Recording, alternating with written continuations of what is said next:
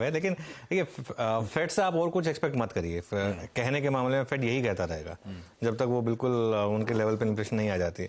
लेकिन कल का प्राइस एक्शन जो है ना वो मुझे थोड़ा सा बॉदर कर रहा है नैस्डैक का, क्योंकि कल मैं नैस्डैक का इंटरडे चार्ट देख रहा था, exactly beautifully sell buy on dip play out हुआ। लास्ट के 1 घंटे में वर्टिकली गिर गया नैस्डैक, और वो कहां से गिरा? Exactly 50 day exponential moving average से। क्योंकि मैं नोटिस कर रहा था कि नैस्डैक ने पहले 20 day exponential moving average claim किया था, अब बात थी कि 50 पे आएगा कि नहीं, और 200 से अभी थोड़ा दूर है।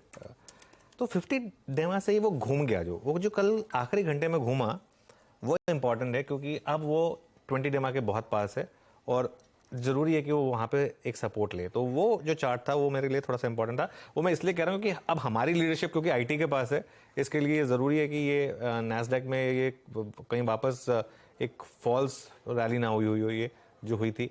देखिए नैस्डैक अभी भी बहुत बड़ी बेयर मार्केट में है, इसमें कोई डाउट नहीं है। वो जो रैली आई है नीचे से लोअर लेवल पर, अब वो start of a big bull run है या फिर सिर्फ एक डेड कैट बाउंस है, इसके लिए ये मूविंग एवरेजेस इंपॉर्टेंट है। और क्योंकि हमारा डायरेक्ट कोरिलेशन है यहाँ पर इंडेक्स पे, इसके लिए मैं इस इंडेक्स को बहुत क्लोजली वॉच करता हूँ।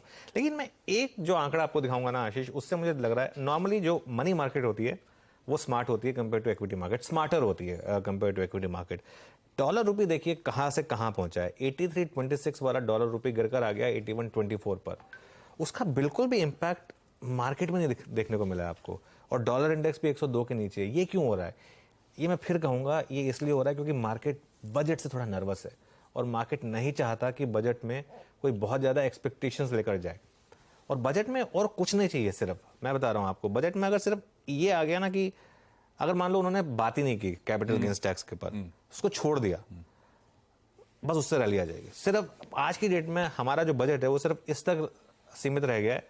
अब ये अनफॉर्चुनेट है एक तरीके से कि एक मार्केट को सिर्फ एक इस चीज पर मार्केट स्टकअप है कि long term capital gains tax बढ़ेगा कि नहीं, short term capital gains tax और long term capital gains tax, वो जो एसिमेट्री है equities versus other asset classes, वो होगी कि नहीं।